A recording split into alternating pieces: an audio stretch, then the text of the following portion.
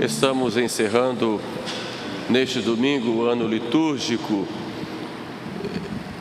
A partir da próxima semana já estaremos no tempo do Advento. Na nova liturgia se celebra Cristo, o Rei do Universo. Nós tivemos a graça de celebrar durante o ano, no último domingo de outubro, mostrando que Jesus é o Rei de todo o universo, o Rei também das nossas vidas. E hoje o Evangelho nos coloca diante de uma das passagens mais fortes e proféticas de Jesus. Ele nos fala de tribulações, de perseguições, de grande confusão espiritual e sinais que marcam o fim da história humana, ou o fim do mundo. Depois ele vai fazer um paralelo entre o fim lá de Jerusalém e depois o fim do mundo, um paralelo nesse sentido, que podemos ver numa outra oportunidade. Mas no centro de tudo isso, ressoa a promessa firme de nosso Senhor: o céu e a terra passarão, mas as minhas palavras não passarão.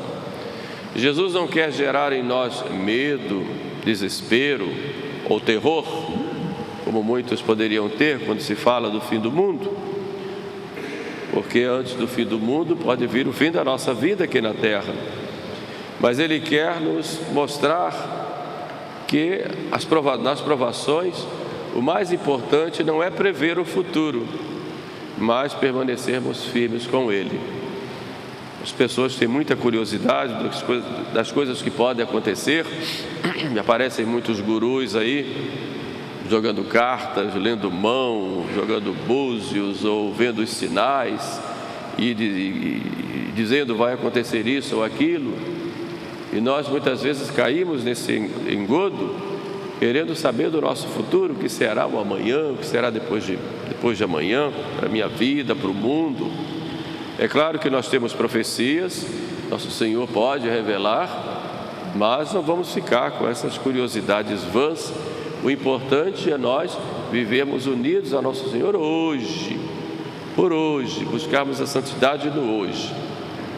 E diante desse Evangelho, em primeiro lugar, nosso Senhor nos ensina a discernirmos diante das confusões que acontecem no mundo e que já acontecem hoje, independente do que acontecerá no futuro, e dos grandes riscos que nós temos de apostasia.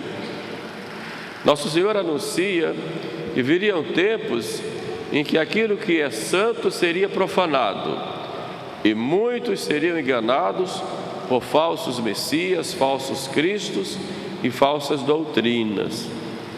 Isso é real. Já no tempo dos apóstolos começaram a aparecer esses falsos cristos e essas falsas doutrinas. Isso não é privilégio da nossa época, mas já no tempo dos apóstolos, o Evangelho de São João já é, no certo sentido, uma resposta àqueles que negavam a divindade de Jesus, já é também uma resposta aos primeiros falsos cristos e falsos profetas. As cartas de São João já nos falam disso.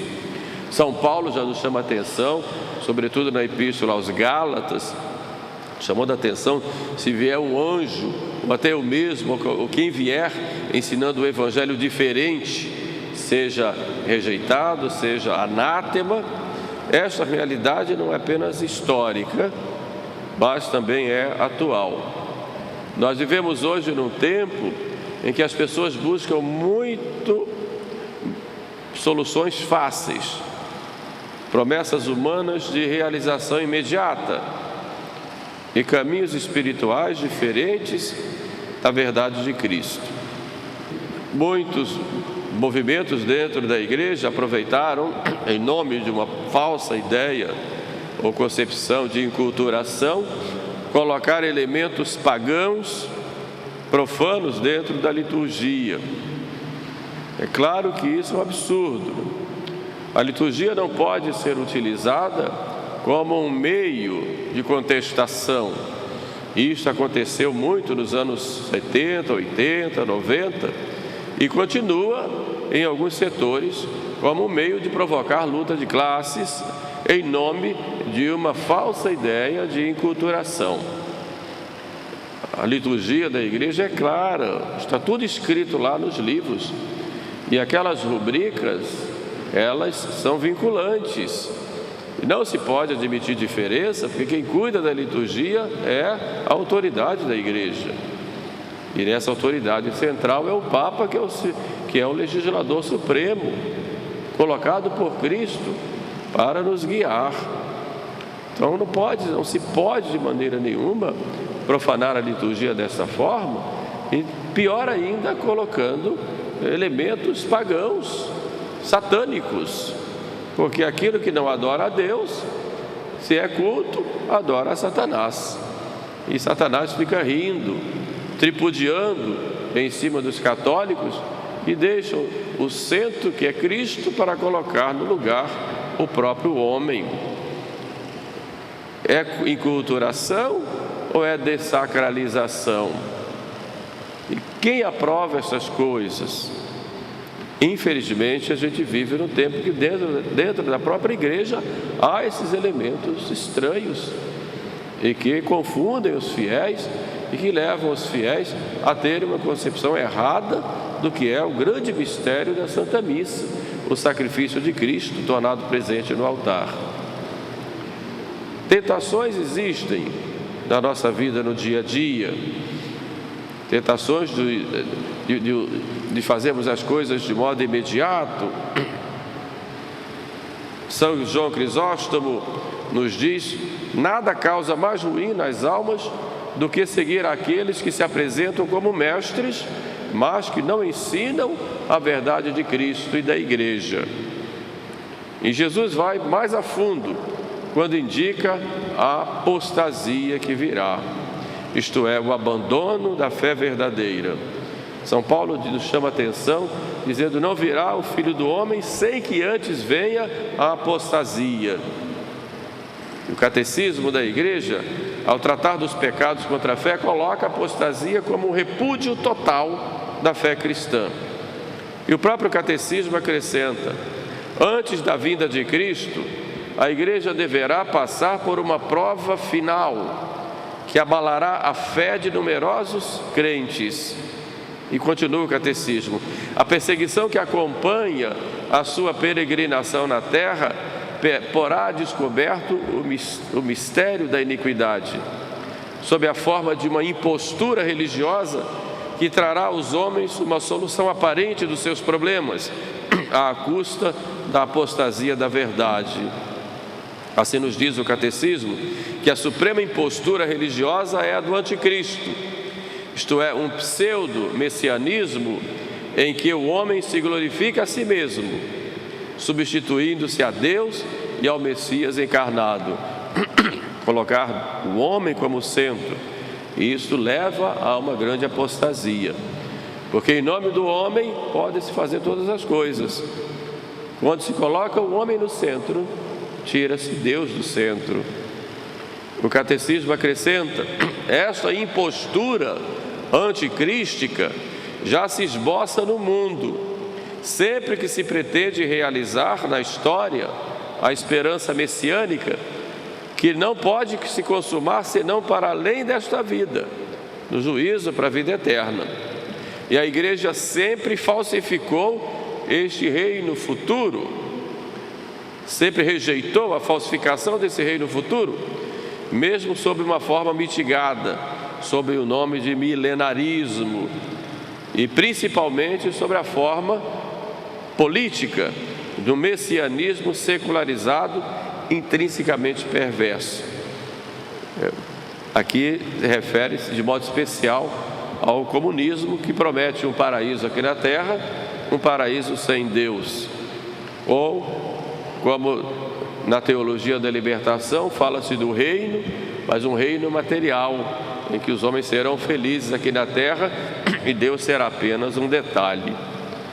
É preciso termos cuidado de não querermos buscar um paraíso aqui na terra. Isso é ilusão. Nós temos que buscar a nosso Senhor, mesmo que tenhamos que passar pela cruz. Nosso Senhor não é a favor dessa teologia da prosperidade, como se a religião fosse um investimento em que indo para lá eu vou parar de sofrer. Muito pelo contrário, quem quiser seguir a nosso Senhor tem que passar pela tribulação, tem que passar pela cruz. Agora, em tempos de tribulação, há sofrimento para todos nós. E hoje passamos por grandes tribulações do mundo. Há uma grande confusão moral, confusão espiritual, confusão na igreja, devido à grande crise pela qual nós passamos, e muita gente tem perdido a fé. Sem falar nos grandes condicionamentos que o mundo nos coloca, e temos a tentação de fazermos as coisas fora da verdade, baseados no poder da nossa imaginação ou da imaginação dos outros. Santo Hilário nos advertia: a maior tribulação dos últimos tempos será a deserção da fé, e aqueles que não estiverem firmes na verdade sucumbirão à mentira. Notem que Santo Hilário falava já na época do tempo do arianismo, em que havia grande apostasia em muita gente. Só que a apostasia, ela não aparece de repente. E a gente fala de uma apostasia geral na sociedade, mas a apostasia pode acontecer também dentro do nosso coração, na nossa vida. E ela começa com pequenas concessões que nós vamos fazendo, com a perda do nosso fervor, o abandono progressivo da oração, a relativização da doutrina, o desejo de uma fé sem cruz, sem renúncia, sem obediência. Tudo isto pode nos levar a uma apostasia, se nós não vigiamos no nosso coração e na nossa vida. O verdadeiro discípulo de Cristo, ele não segue doutrinas diferentes da do Evangelho, não deixa o Evangelho, e o Evangelho trazido pela igreja. Os protestantes também trazem o Evangelho, mas não esse Evangelho trazido pelos que são inimigos de Deus. Também não podemos ir atrás de novidades que estão contra o Evangelho, mas estarmos sempre de acordo com aquilo que nosso Senhor sempre ensinou. Por isso temos que ter vida de oração, de fidelidade à doutrina, fidelidade à igreja e, sobretudo, de muita humildade. Os tempos são difíceis e nós precisamos perseverar, não desanimar. E nosso Senhor quer nos fortalecer. E a fortaleza vem pela fé. Fé que não elimina a cruz. A provação, diz São Basílio, é fogo que purifica. E Ele quer nos fortalecer. Jesus que entrega a sua vida ao Pai e quer que nós entreguemos nossa vida às mãos de Deus. Nas mãos de Deus. Nossa vida pertence a Deus. Temos que confiar. Sermos fiéis, mesmo que o mundo inteiro fique contra nós. Temos que ser fiéis. Mesmo que nosso nome seja enxovalhado, maltratado, perseguido, temos que ser fiéis. E essa fidelidade é a nosso Senhor e a sua igreja. Nós somos católicos. E católicos apostólicos romanos. Não somos uma igreja privada, de acordo com aquilo que nós criamos na nossa cabeça. Somos católicos apostólicos romanos. E como católicos apostólicos romanos, vivemos em comunhão com a igreja de Roma. E a igreja de Roma, ela é concreta. Ela não é uma igreja da minha cabeça, como nunca foi, ela é o que é. Se conhecermos um pouco a história da igreja, vamos ver problemas também em Roma, também entre papas, entre cardeais, e sempre houve épocas assim muito graves, mas nunca podemos deixar de ser católicos. E o ser católico não é apenas um movimento interior, meio que idílico. Católico tem que ser católico concretamente, seguindo as verdades que Jesus Cristo ensinou, recebendo os sacramentos da igreja, buscando a nossa santificação pessoal, sobretudo pela observância dos mandamentos. Tribulações nós enfrentamos na igreja, na nossa família, nossa sociedade, e quantas perseguições também dentro de nós mesmos, mas nunca podemos nos abalar, porque nosso Senhor está sempre conosco. Ele é o fundamento da nossa esperança. Os céus e a terra passarão, mas as minhas palavras não passarão. Embora haja tantas mudanças na sociedade, nos valores, nos costumes, no modo de viver, nas modas, mas existe algo que não muda, que é a palavra de Deus. Esta não passa. Santo Agostinho diz: a palavra de Deus é rocha firme, tudo que nela se firma permanece, tudo que se apoia no mundo perece. Por isso temos que confiar em tudo que Cristo falou, em tudo que Cristo prometeu. E confiarmos em Cristo é confiarmos na igreja. Ele que nos coloca essa segurança. Tudo que ligares na terra será ligado nos céus, que desligares na terra será desligado nos céus. Essa é uma promessa de nosso Senhor. Temos que confiar. Pedro, Pedro, disse Jesus, Satanás quis te joeirar como se faz com o trigo, mas eu roguei por ti para que a tua fé não desfaleça. E tu, uma vez convertido, confirma os teus irmãos na fé. Uma vez convertido, porque Pedro e seus sucessores devem estar cada dia mais buscando essa vivência em união com Cristo. Mas confirma os teus irmãos na fé é uma garantia que Cristo nos dá de que a nossa fé não desfalecerá se estivermos unidos a Pedro e seus sucessores. É uma garantia. Ou então pego o Evangelho e não uso mais. Se aquilo que Cristo disse não se cumpre, se Ele promete e não cumpre, Ele é infiel, então acabou-se a história da igreja. Mas Cristo é fiel, embora nós muitas vezes sejamos infiéis. E o critério é nosso Senhor, não é o nosso modo de pensar, que muitas vezes se engana, se equivoca. Por isso, nós precisamos viver da fé. O Evangelho de hoje, meus irmãos, nos diz que diante das tribulações descritas por Jesus, nós não devemos colocar a nossa segurança nas coisas passageiras, mas nas que permanecem. E é o amor de Cristo, nosso Senhor, que permanece. Suas promessas permanecem e permanecerão para sempre. Por isso, busquemos um discernimento claro na nossa vida, para rejeitarmos todo erro e sermos fiéis à verdade que não passa. Vamos perseverar sabendo que Cristo é Rei, que cuida da sua igreja e que está conosco também nas tribulações. Ele não abandona a sua igreja. E tenhamos sempre uma plena confiança na palavra de Deus que não passa.